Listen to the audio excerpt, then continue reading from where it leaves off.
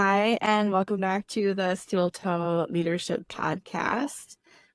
Today we have Griffin Reome, and he is going to tell us all about his path to leadership. I consider it Griffin or Griff. Do it Griffin or Griff? Which I one go of by it? Griff usually, yeah, but you're not going to Okay. offend me either way. So, Okay. So hey you. yeah. When I You hear guys. Griffin, I look for my parents. All right. So we're going Griff because they're Yeah. not wrong. Um. So Griff is going to tell us kind of about his path to leadership because when I think of leaders, I really focus in on thought leaders. And since I met Griff a few years ago, I guess it's only been like maybe a year actually. Um, I just have always been impacted by how straightforward, to the point, but also passionate you are, which is a great balance and also very hard to find within leaderships and construction. How are you doing today for real? Doing good. A little tired as so my wife and I, we have two beautiful little girls, which anybody with kids just know that's another full-time job on top of that. Plus, Yes. we had picture day to get ready for, and my 2-year-old is not the easiest to get convinced on her look for the day. So yeah, I had to get up a little bit earlier and then manage that. So yeah, I think as we in the U.S. celebrated Mother's Day this last weekend, we're all reminded of it does take a village in every sense of the word, just depending on the size of your villages where the strain can come in now and again. So, but no, I, yeah.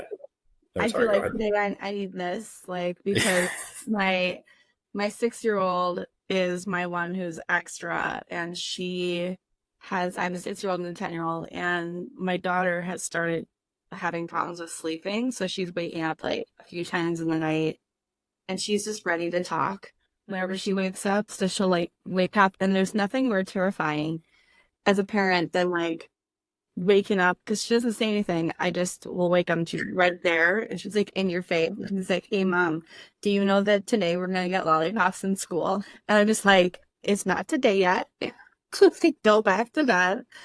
But she wakes up every day at like 5:20, and it doesn't matter what time I put her in bed, like her ass is out of bed talking to me and ready to start the day immediately. And I'm just like, girl, I'm a night owl, go back to bed.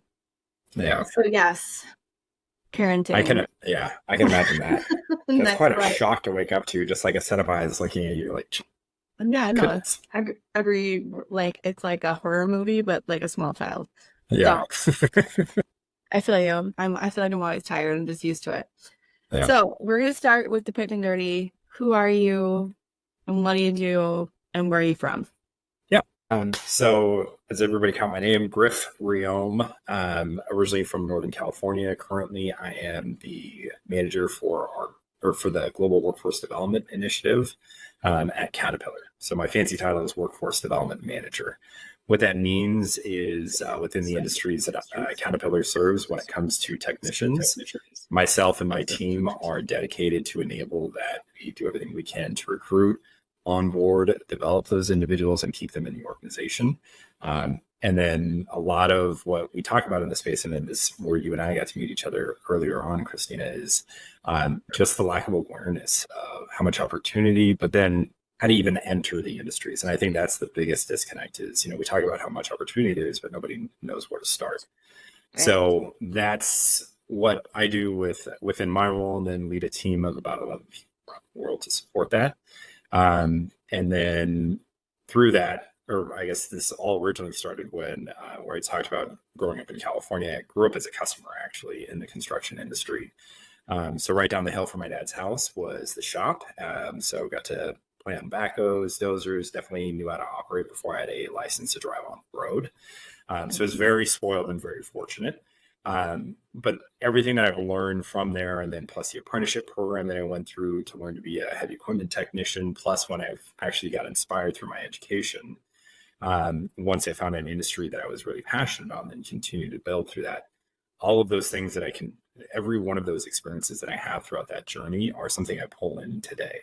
So that's something that I always kind of remind as I mentor young people, as well as people that are looking into leadership, of take stock of everything that you experience in your life, because there are going to be things that you want to implement either at work through some sort of process, or even back home, and vice versa.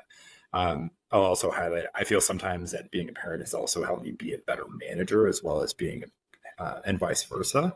Mhm. In terms of communication, I'm trying to help people feel kind of heard, helped, and hugged when needed. Inappropriate, by the way, but supported in that sense too.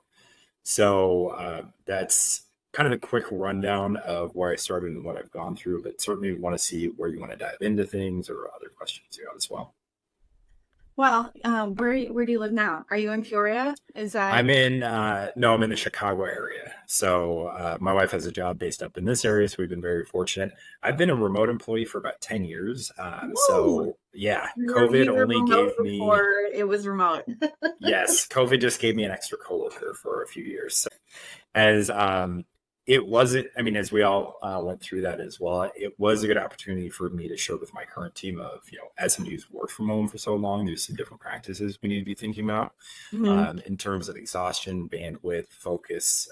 I think everybody kind of fell into that trap of, okay, well, if we're working remotely, 7 o'clock in the morning, the coffee's poured and we're getting to work. And then maybe we're still in gym shorts or pajama bottoms from the night before and 1 in the afternoon, which I know we've fallen into that trap as well. So, but all that aside, I've also tried to implement more of that flexible style, as well as being creative with how we work with my team. I would not want to be hypocritical with the team that I lead to say that they need to be in office 100% of the time. So it's really building rapport and then trusting my team as well to have that latitude with one another. But I think it is, as we all identified too, we have different benefits from being around people, but then also having some time, where we can just get our heads down and get to work too. So it's just keeping everybody mindful as well. Like you don't need to be 100% at home all the time. You don't need to be 100% in the office all the time too.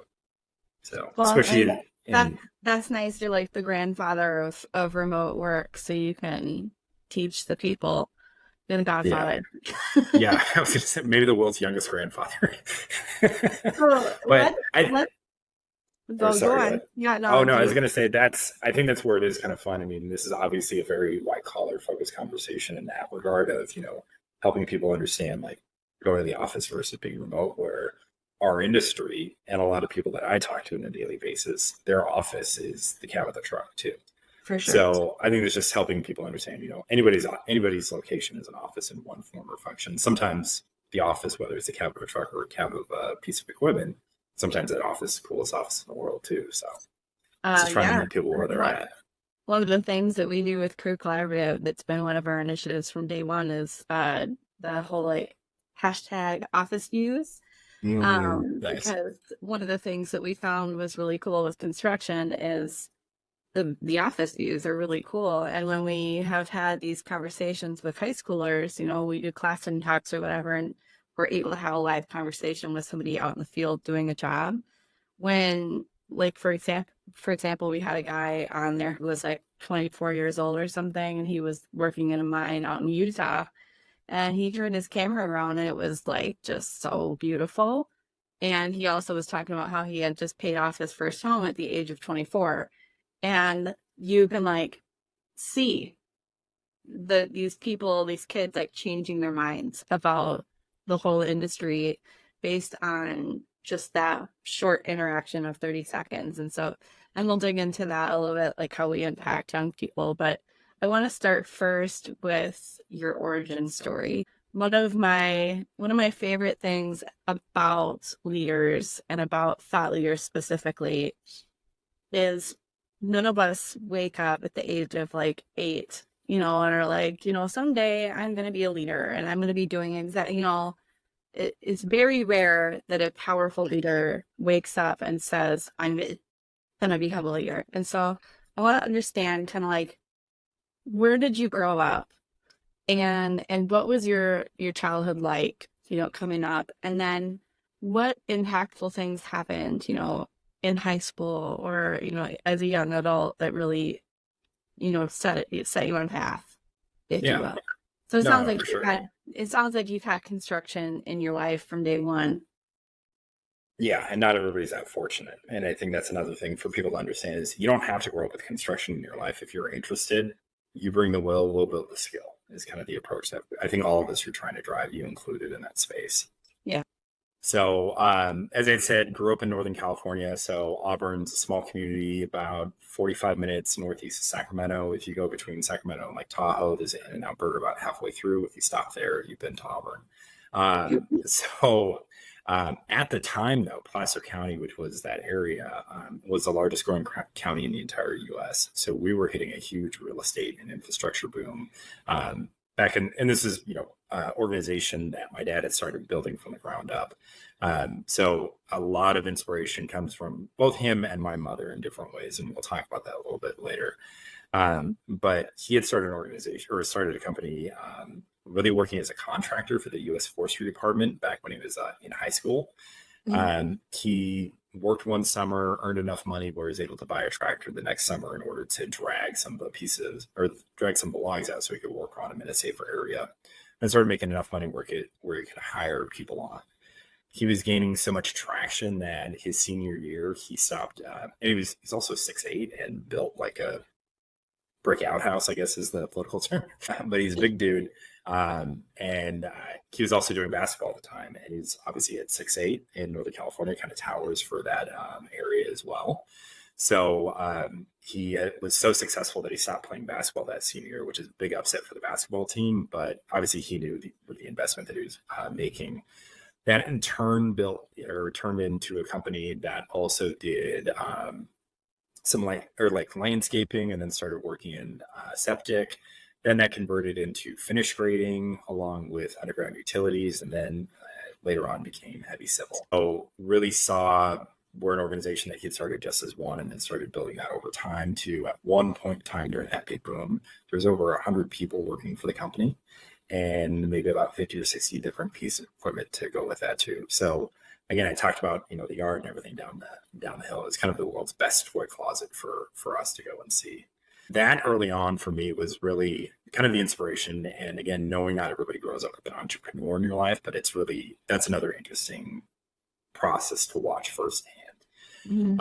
It was many, long time of him getting home at 6:30 or 7 at night, where he'd been out, 6:30 or 7 at the morning as well. At one point in time, he'd worked every single day for 3 years, didn't even maybe only took Christmas off, but he was out operating every single day. And then as I got to the age where I could actually start working and getting a paycheck, then I got to be the boss's son, but it wasn't the silver spoon treatment. He had to make an example that nobody was safe. So I was digging ditches with everybody else, cleaning out trailers, doing a bunch of odd jobs, a lot of grunt work that nobody else in the company wanted to do, but still needed to be done.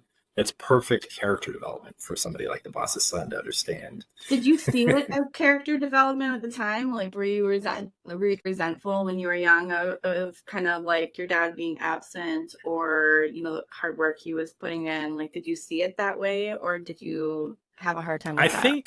I think when I was really little, then yeah, obviously you don't see the long term. As I'm having those conversations with my kids now, like, why do you leave so much? Why? Because I travel a fair amount too. As I got older, though, that was down and went away because I understood the lifestyle it afforded us. And then as I came into work there too, the other thing I was conscientious of, we're a pretty well known name within that small town. So it was growing up in a community where, not to say all eyes were on me, but I definitely knew if we did something, it would reflect on our dad. So when I got the opportunity to go work for him, at first I was a little bit resentful in the sense of like, well, I wish it would be a little bit easier job. But within a week or so, as well as kind of some of the guys that I had known for a couple of years, I quickly realized that the only way that I was going to get kind of credibility and recognition with the people in the crew is to be doing it alongside them. I'm just the kid in the office. They're never going to see me as a possible leader in the future. Did you ask to join the family business, or was it just assumed that you would start working for him? Yeah, and that's where it does get interesting. So the thought process was I did want to come into the family business, but I wanted to see about gaining knowledge and credibility on my own in some way. So I did the summer job, so it really to start to understand what is an area of construction or the parallel industries that I find interest in, and then follow that as a career path. So that's actually where I found out as well. As I was a laborer, we would have machines that needed service or broke down. Now again, one of the machines that made my jobs a lot easier because they were lifting heavy stuff or moving a lot more dirt that would have taken me all day to move. But I also noticed our mechanic was able to work on the product, but then was in the shade, wasn't as rushed, wasn't as sweating as much. And I was like, that seems like a lot nicer job. Yeah. And that's where things really started to kind of get really interested, because I did throughout my entire life enjoy mechanical things. Before, I was working for my dad. I worked as a tech. They call it a theater tech. So at an old school high school theater, working with like battens and mechanical systems for the set. So Nice. even that job, there was something mechanical that I enjoyed in that, and then really started to see this is an area that. So then I found out about Caterpillar's dealer technician program, which is called Think Big. I went through that for 2 years and talked about it earlier. This is What what really age? got What excited. age was that? I was 18 when I went in. So right after high school, when I graduated, then I went into the apprenticeship. This is where I talked about, this is the first time in my educational career where I was really excited and really passionate. Grade-wise, like through high school, it was pretty decent, A's and B's, but I didn't have anything that I was like dead set on. I was just a good student. Mm-hmm. Once I found out about this program and then started going to school for that, it was pretty much straight A's across the board. And it was like, okay, things were starting to connect. I was really starting, and because it's all relative to what I was doing, I saw how it aligned to what I needed to learn versus, understanding U.S. history or economics, etc. I'm not going to be a historian or an economic professor. When I'm 18, I don't see the value in that stuff. Now, again, much further in life, I understand the value of those things. But at that age, I think it's also really important, we need to meet people where they are. Mm-hmm. And I don't think sometimes we as industry plus the educational sector don't necessarily think about that piece of consideration for trying to help students. I think there's so much assumption made that, they'll figure it out. But I think things are so confusing now. There's so much distraction. We need to be very deliberate with, this is how you figure it out in our industry, and this is how we can help. Yeah, on a total side note, I feel like, just speaking from a parent's perspective right now, just seeing the way that the school systems are right now, and I have a ton of respect for teachers and administrators, and I think they have an impossible job. Yeah. But I think that the pressure is coming back on the parents, where it hasn't been historically. But we have to really focus on exposing our kids to certain things if we find them valuable, right? Because they're not necessarily going to be exposed to the things that you and I know are valuable, right, in the school system, at least not locally here in Minnesota. And so, you talk about seeing an entrepreneur growing up and how that impacted you, and gave you respect for hard work, right? And so I try to instill that in my kids as well, because if you're not explaining to them, like, if I don't go to work and do this and I don't take away from you, you don't get your candy or TV or, whatever else you want. You don't get food in general, right? Or a house over your head if I don't go and do my job. And so just instilling that at an early age, I think, is the responsibility of a parent more than ever. 100%. And then I think the other thing on top of that too is this extra nuance within our current culture and economy. Parents don't have the bandwidth at the time like they used to as well, because now it's the majority of households is both parents are working, where that wasn't necessarily the same case when we were growing up. But it's because of the cost of inflation and so many other things, both parents have to work now. If you are fortunate where maybe there is one income for the house and then one person that's managing the household, which we all know are very challenging jobs within themselves, and not a job I would want to do by any means. That focus and that time isn't there though anymore. So as much more pressure there is on today's parents, it's like they're managing all these other things, calling in meetings, what I would call outside of 4 hours, taking care of, whether it's their customer, business partners, or anything else going on. Plus, at the end of the day, the kids that need their support too. So it's a lot of dynamics that we have to navigate. I mean, I'm a single parent. That's it. I 100% understand the lack, or I always say there's no balance. It's just about finding a harmony or something that works for you. And I have to be so intentional about the time that I spend with my kids, because I want them to know that mom's here and I'm paying attention and I'm hearing them. But I also want them to see that I have to work my ass off to make sure that we have what we have. Yeah. So. And I remind my team of that as well. I mean, you're never 100% parent and 100% employee. You're going to have to compromise on both, unfortunately. But I agree with your approach of, when I'm there with my family, I'm 100% there. So very little to no screen time.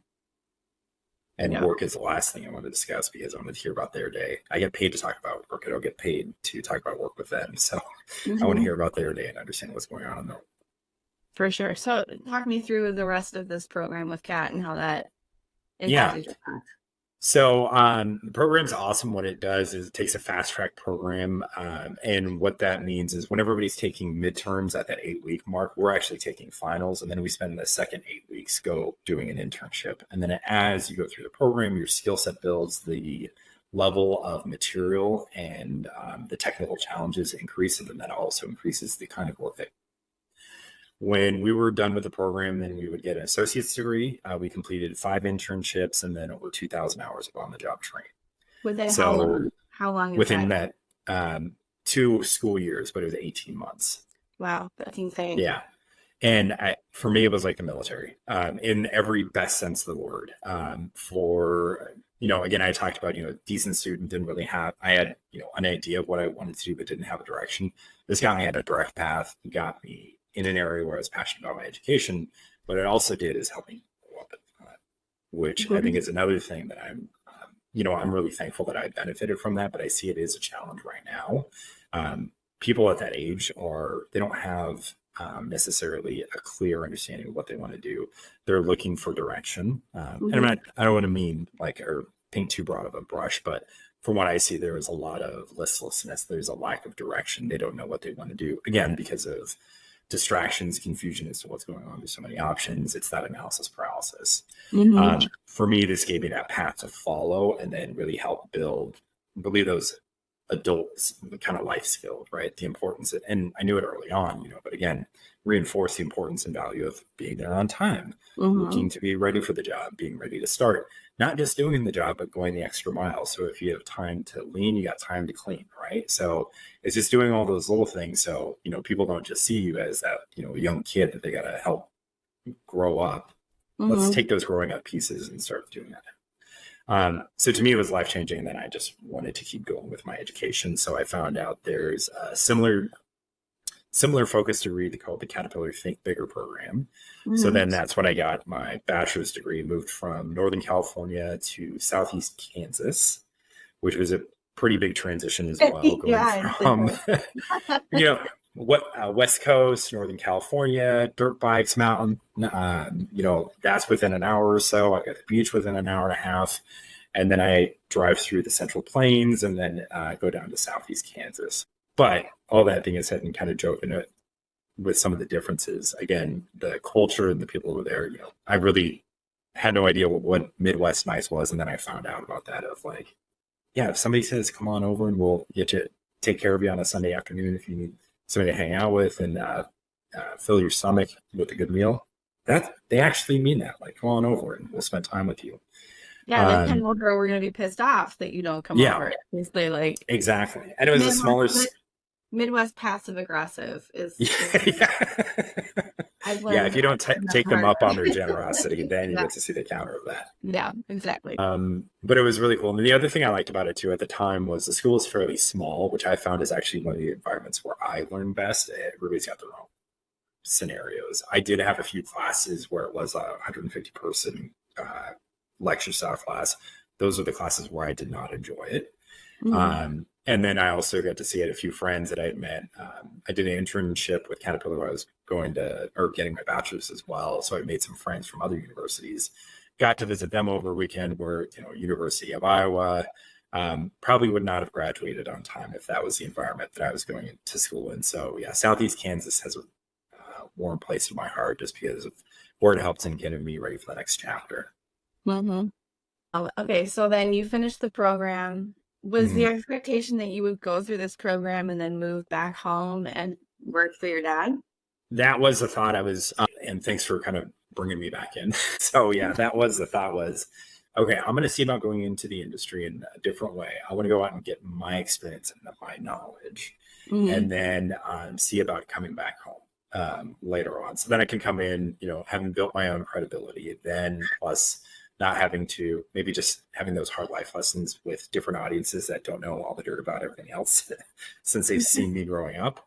Yeah. So that was the original thought process, but then my career just kept going to the next step. So as I talked about when I was getting my bachelor's, I was able to do an internship. So I went and did an internship, moved up to Peoria, Illinois for a couple months and worked there. And then before I was done with the internship, I interviewed for a full-time position.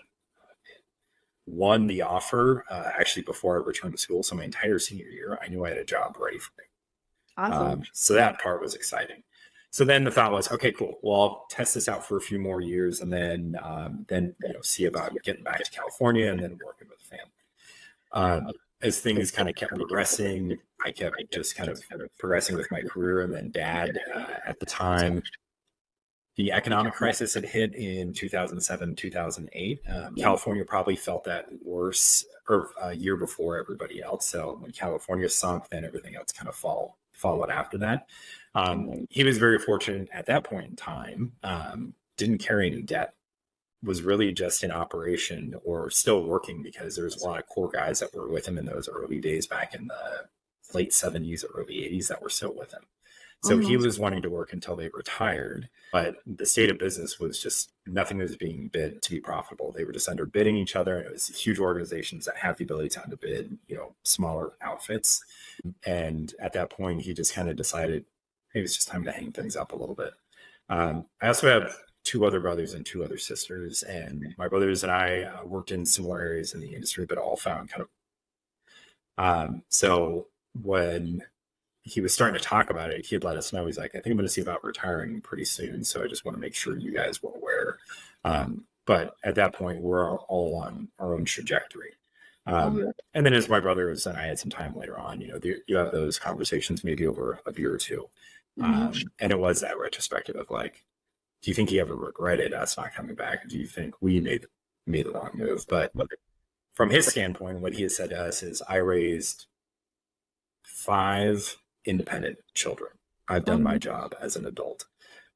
If you were independent and came to work for me, that would be great too. But because you were all able to stand up on your own, there is never a question as to the quality and caliber of people that I've raised, as well as their independence from me. And I think that's an unfortunate step that he saw either in our own community, and I think we all see, is when you raise children and then you enable them too much or give them too much to be entitled to, they don't understand realistically how the rest of the world works. So then when they're full-time adults, there's some really hard lessons learned. So I think that's where, again, maybe there was some resentment when I was very young, not seeing the bigger picture, but I feel like adulthood has been so much easier in comparison. Plus, it's that work ethic. Yes. Yeah. I think that's one of the biggest things that's lacking from young people right now coming through the school district without necessarily having that parental, instilling in that hard work, right? Is work ethic is missing.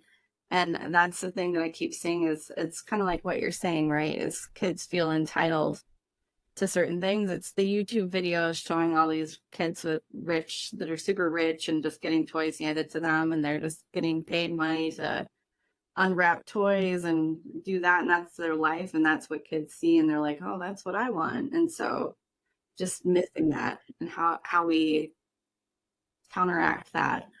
Yeah. And I think those are some of the things, we see one thing, but then we also don't always understand, especially at that age, that there's another side to it. I call it like the B side, and I'm showing my age because I'm talking about the B side of a record album. But talking about leadership, talking about, being married, talking about being a parent, heck, owning a Ferrari, right? These are all great life goals that we have, but then there's a B side to everything, right? Ferraris are expensive. To maintain them is very expensive as well. If you're driving down the street in a Ferrari, then cops are probably going to be looking at you if you're speeding, etc. Not to say this isn't going to want or keep you from doing that, but that's the other thing is, people only see the success of being an influencer or whatever other thing. Where I really try and drive the conversation in this space, especially in the work ethic area, people will develop a work ethic when they find something worth working. And I think that's always the hard part of like, well, I'm giving you a job and a paycheck and a 401k. Well, we need to inspire them so they get that work ethic to work. Regardless I respect that of all young people is that they want to work for something that they feel passion for. 100%. I think there's, former generations, we're kind of in the middle because I'm assuming you're around the same age as me. within like I'm 30. I'll say now I'm 39, but you don't need to divulge your number as I'm yeah. 42. I'm always telling people my age. Okay. I don't give a Yeah. shit. That's But what I yeah, was like. you're in that, I call it the Oregon Trail era. Yeah, yeah, for sure. I got dysentery. Yeah, I just think that, we're kind of like this middle generation, right? Like my Mhm. parents didn't necessarily do things that they were super passionate about. They did things because they had to make money, and that was Yes. from their generation before them. But that we're sort of in this middle where we're like, we see the value of good work because or hard work because we saw it, but also like we really want to feel good about what we're Mhm. doing. And I think that that part has really leaked even further into the new generation. Is like they really, really want to feel good about what they're doing, and they really want to feel passionate and excited to go to work every day. And I think that there's nothing wrong with that. 100%. And I think I would say the responsibility of myself in this generation, and I would put that challenge to others, such as yourself in this era. Our duty in this space, as well as this big transition, is to be the bridge builder between those generations. Because you and I grew up in a life where there wasn't technology, but we're still young enough that we understand and technology is a part of our life in certain ways. Mm-hmm. We also understood the expectations of, traditionalist baby boomers and then Gen X as well. And really starting to and I think it's the other thing that you're alluding to of, a lot of the approach early on was about satisfaction or addressing Maslow's hierarchy. Get a Mm-hmm. job so you can have a roof over your head, right? That was, I don't care what it is, just get a roof over my head. If I'm coming out of the Great Depression or an area of our economy where things were really, really bad, Great Depression in the US or depressions around other parts of the world, their number one concern is just addressing that safety. Mm-hmm. I can't remember the name of the series, but there was a series on Netflix, and then there's an individual, and he was a first generation citizen of the US, but then his parents had come from India. And then he had asked him, he's like, "So what did you do for fun growing up, Dad?" And he goes, "What's fun?"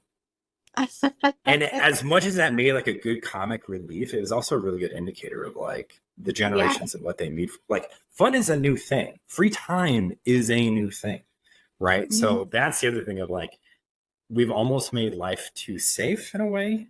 As much, and as if you look at the news, nothing safe, nothing good is going on in the world. But in terms of the daily struggles that we face, it is fractional compared Mm-hmm. to what our predecessors faced. Or it's similar, but it's manifesting in a different way. So It's now the different. challenges are Yeah. more socially influenced. Maybe it's more Yeah. about different ideologies that we're facing, where beforehand it was just solely economic. Now our biggest safety threats are ideas. It's like we are in the era of keeping kids occupied. Yes. And to me, my parenting style is like, it's my job to feed you and to provide a home over your head and entertain you and give you experiences. Mm-hmm. But it is not my job to constantly make sure that you have something in front of you to do. And Yeah. so a lot of the times I'll just tell the kids, okay, turn off the screens, Mm-hmm. get outside. And they're like, but what are we gonna do? What can we do? There's nothing to do outside. And I'm like, just dig a hole, Yeah. climb a tree, I don't know, kick a rock, just find something to do. And if you give them that 10 minutes of whining about not having anything to do, eventually they're just going to find something to do. And that's where the magic happens. And that's where they start to use their imagination or build a fort or just do something that they decided to do themselves. And, it's usually messier, but that's okay. Yeah, So, no, for sure. And you're spot on. I think everybody, even us included as well. And I think since May is mental wellness month, it is a good reminder that we don't constantly need to be entertained because that downtime is important. That's why, people get into fishing, people get into hunting, people get into reading, exercising, gardening, all under the guise that you're doing it not being distracted by a device. But those are times where you have to reset, where you have time to digest, where you're actually having time to take a moment while you're focusing on a specific task. Your mind actually has time to go in and manage maybe a conversation you just had. Because if you're just in a reactive state, you have no ability to have a conversation around growth. You're just focusing on the day to day. I did the same thing with my son yesterday because he was playing on his Nintendo, and I was like, "All right, come outside." We're going to plant these. I'm doing pollinators because I'm big in gardening. Nice. Yeah. The Frankie, like I got about 50 milkweed plants that I started from seed. I need you to plant these over there. And he was just so upset and pissed off that I was making him do that. And then he started and I walked away and I literally came back an hour and a half later and he was still finishing it up. He had been done. He was just doing other stuff. And I was just like, so how do you feel about what you accomplished? And he was like, I just really like having my hands in the dirt. It makes me feel really calm. And I was like, well, hot damn, like, that's great. I like that. So, and I just think that we need to do more of that as parents. But okay, I'm going to reset us. I'm going to pivot. Yeah. But I think all of what you're talking about parallels so well into how we lead and also what people should be thinking about too. Because a lot of times these things are also things that we could say to our opinions that are people that we're influencing, like take a step back. It's not that major. You know, like the things you're working on are not usually that major. Like take a minute, take a beat, let go of the stress you're holding on to, and just maybe put your hands in the dirt. But so redirecting into this workforce development space, because you and I are like knee deep up to our elbows, whatever body part, dealing with workforce development issues. And I just want to know a little bit about like your perspective and your approach to workforce development and how it makes you feel inside. It's one of those things. When I was a kid, I had this like dream that I would be a stand-up comedian at one point, and I think over a social environment or like kind of an easy conversation, yes, I am. But what I found is when I'm on stage, I cannot get people to laugh for the life of me unless it's by accident or I'm just being brutally honest. However, when I start talking about workforce development, without fail, every time I speak, then somebody will come up after me. Like I can hear the passion coming through. So to me, it's one of the things I love about my career. It's something that's been a theme throughout. And certainly as a person that's benefited from a workforce development program, it goes to show like what you can do with any career, given the right support and the right mentoring through things like workforce development. I'll just distill down really quick, but my career was also led to, I lived overseas in northern Sweden for a couple of years. I've been, I think, nearly to 2,000 countries with a career focused in this area, but all started because of what I did starting as a heavy equipment technician too. So all of that, looking back at the journey, how do I get more people the opportunity to go through or have the opportunity to go through what I went through? Obviously they can navigate their own path, but also letting them see of like and that's one of the things I always hammer on in today's conversation around this space. Success is on the individual. It is not on the piece of paper.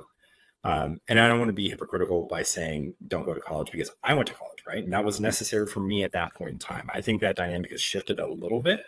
But it goes back to that other conversation about people's desire to do something that they care about. Whether it's a basketball player, musician, a software engineer, an artist, whatever it is, somebody that's hanging up solar panels.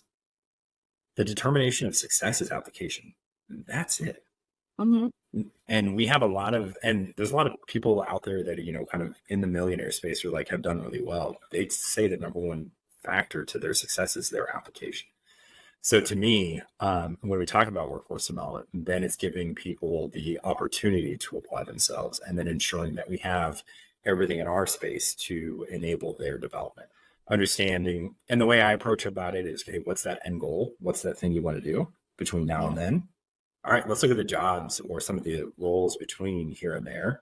What are the skill sets that you have? What don't you have exposure to? So that we can start working on filling in those gaps. It's a simplistic approach, but I really find, especially as we work with people around the world, it's got to be simple and it's got to be easy to understand. And a lot of organizations, such as Caterpillar in our size, we focus on talent acquisition, recruiting, development, and retention. If you do those three channels, that's the entire employee experience. Every organization out there, if they're serious about getting people to join their organization, they need to be talking about workforce, because it is an expectation of today's job consumer, potential employee, that these organizations have development programs in place. That is, and again, wanting to do something that they believe in or that they're passionate about. When they see an organization is passionate and is investing in their people, then they're going to invest back because they see that's an organization that believes in people. One of the best leaders I've had in the company, he said to me, you enable your people, they'll enable everything else outside of that. So your job number one is to make sure that your people have the skill sets needed, have the agency to follow their pursuits, and are empowered to be able to make decisions as well as go to the next step.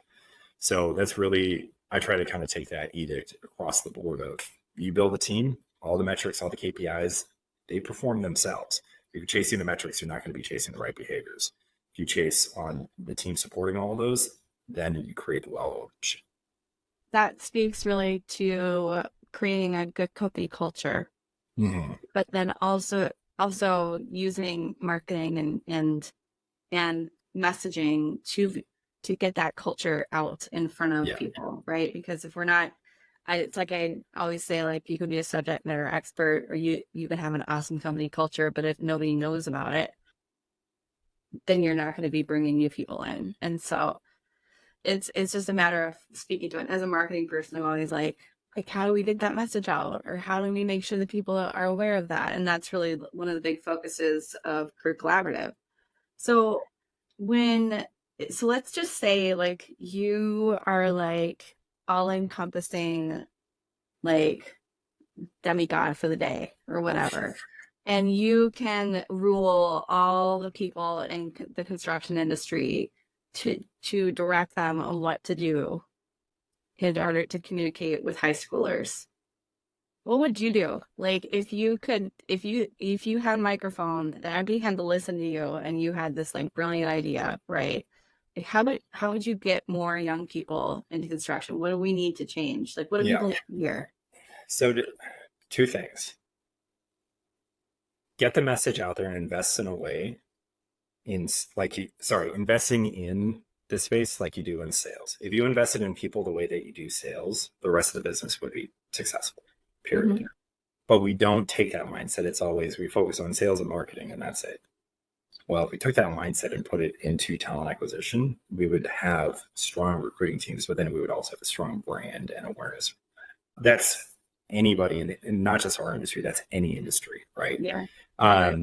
The other piece that I have is the other thing that I would like to, if I had to ear the entire of all of our industries in the space, underserved communities. I mean, we have the south side of Chicago, which is not too far from us. Again, when I grew up in California, areas in California such as Stockton are challenged areas, but they're often, we talk about a labor shortage in our economy. It's not a labor shortage. There is a shortage of development. There is a shortage of pipelines. There is a shortage of conversations.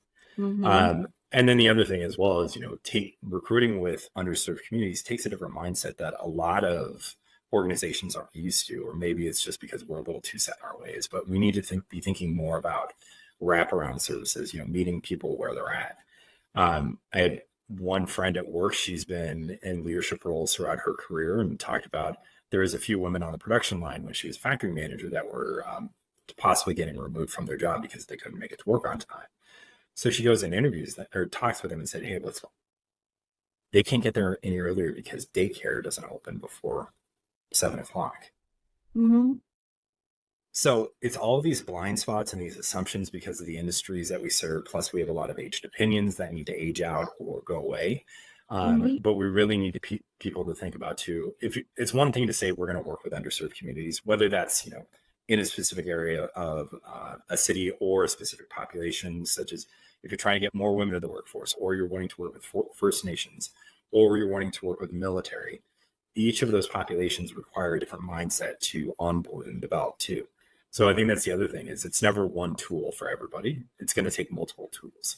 So whether it's a job site, you see multiple pieces of equipment, or you go into a kitchen and it's different tools, knives, pots and pans, etc. That's kind of what we need to ensure that we have as employers in the space is that there's multiple channels in which people can go in wherever they are in terms of skill set or wherever they are in their journey in life. And I think circling back to where I talked about my parents, when I was younger, they had gotten a divorce, and my mom was, at the time she was running the household, and we were at one income, so she had to go back to work.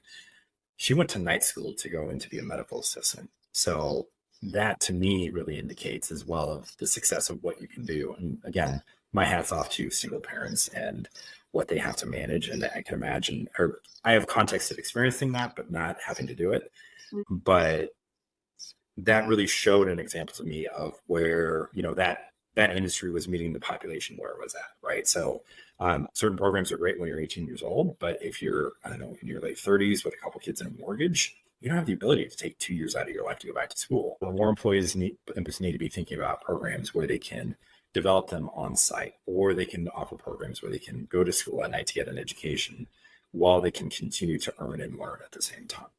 I think that is such a great point, talking about underserved communities, because it also kind of ties into unconscious bias. Yes.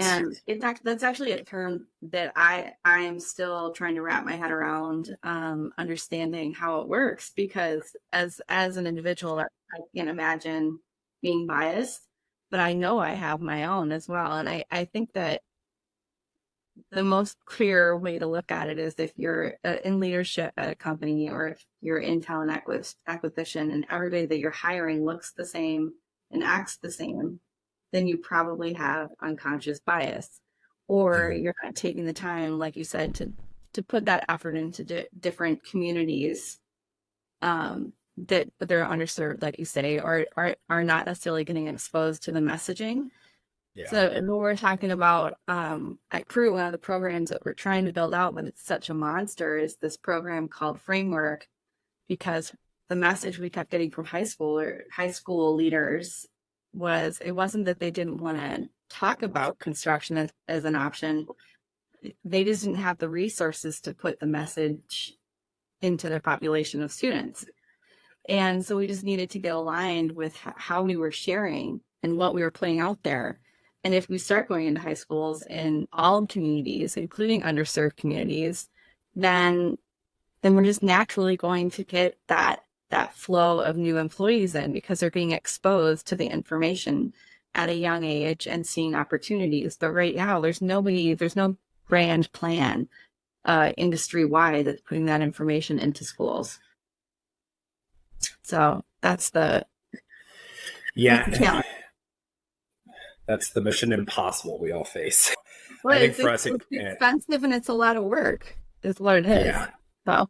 Yeah, and it takes diligence, and I think that's the other thing. As much as we tell these individuals, future employees, that like, if you want to be successful, you have to apply yourself, you have to be dedicated. We kind of have to put that same challenge out to employers of like, it's not just one and done. Hey, we did a hiring event at this area and we only got 2 hires. It's like, cool, keep showing up so they see that you're intentional.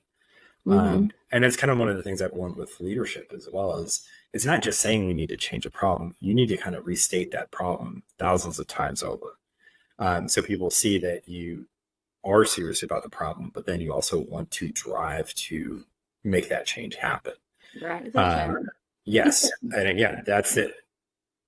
Anything is the key to success. Again, to build your skill set, or to build an idea, to build support, is repetition. Mm-hmm. So it's also putting that onus back on with employers of like, yeah, if you go in and invest for $50 and have a $100 expectation, your payout's going to be $25 if you're lucky. Mm-hmm. You've got to go in with continual investment and then ensuring that everybody sees that. Again, just as we talk about this time of the year for the garden, you don't just plant the seeds and then that's it. It's going to take a lot of care and nurturing. And as you know, with different plants require different forms of care and support too. Mm-hmm. So again, it's just, what I really like is we're in the era of people, which I think is maybe a little bit more in the era of business and profitability for the longest time. Now we're seeing a compromise between the two, which again, to me, that's the most exciting piece, because this is really where the competitive advantage of organizations comes down to not just what's the product they sell, but what is the culture, what is the idea that they support. Yeah, I agree. So I'm just looking at my questions to Karen. I want to make sure that there's nothing like critical that I miss. I mean, I'm definitely open for a part 2, so we can always do that. Yeah, we can always do that. So one thing I wanted to talk about is kind of regrets and I don't believe regrets necessarily, but I do think that there's things in my life that, looking back that I would do differently. So, as talking from a leadership perspective, like if someone younger than you is watching this, right, starting out in a career, or even somebody who's, in their mid-20s, like what are things that you wish you had paid more attention to or had done differently? Even understanding that you're probably exactly where you're supposed to be, right? Because that's how I feel. But what things that do you wish you had done differently? I think one of the things that I always kind of try to give as advice is doing a better job about embracing the suck, like embracing the hard work, and it's not just the hard work. It's like embracing that, yes, you're in your early 20s. You don't have money. That's what that part of your life is for. Whereas back then I was always in this pursuit of, okay, yeah, I'm making money, but I want to have this amount kind of in my nest egg or blah, blah, blah. That stuff is going to happen. Focus more on embracing that challenge and then doing your best to overcome that challenge, and then success will manifest. And I think that's the other thing is people always get hung up on the outcome. They don't think about the execution. So that's why I was kind of a bit remiss in maybe some earlier things that I faced in life, where I was more rushed on getting to the next chapter versus taking time to take stock of what am I learning here? What should I be getting out of this? Because as I said earlier, this is where, those items, if it's super challenging, you're going to be so much better coming out of the other side of that. So that's the other thing of like, look at those challenges as growth opportunities too. I think it's so hard to be in the middle of a shitty situation and be like, well, I'm really going to learn a lot from that. But, I've been in some really shitty situations and I have never sat and reflected, man, this is just going to make me such a stronger person. But when I reflect back now, as a quote unquote grown up, I do see how, you develop that scar tissue, right? From different things that you had to go through. And it kind of like, for me, if I'm in a shitty situation now, I'm always like, well, if I could do that, then I can definitely do this. And it's also taught me that every negative situation is just a chapter or it's just a transition until something else happens. But then, another shitty thing is going to happen. And you can't let yourself just let be Eeyore and be like, oh crap, it's another shitty thing that's happened. It's like I tell my kids, it's every day is a decision, whether you're gonna have a good day or whether you're gonna have a shitty day. It's just you make that decision on how you react to certain situations. And so that to me is just so impactful. And then last question, just to kind of round out, again, going back to the theme of leadership, those of us who have kind of come up in unique ways and taken I'm looking at your journey and it just sounds like you kind of kept pulling on the thread, right? Okay, it sounds good. I like doing this. This makes me feel good. I like this. Let's keep going with that. And now you're in a leadership position. Was there a point in your journey where you had a aha moment that people were actually listening to you? Or that people were perceiving you as a leader? Because I think that, obviously the person sitting at the top of whoever's in charge of CAD, whoever the CEO is, I don't know, I'm sorry. He probably had a moment in wherever or she and said, oh my God, I'm a leader. Every single person had to have that experience. And so wondering what that's been for you. So it's manifested in a couple different ways. And that's what I try and remind people too, is you can be a leader without being an official leader. It doesn't have to say that in the job title. We can lead in different ways, even back at the high school level, right? So I could have been a leader, as a apprentice to go tell other high school kids, this is the program I'm going into, this is what I'm doing, and this is all the great things.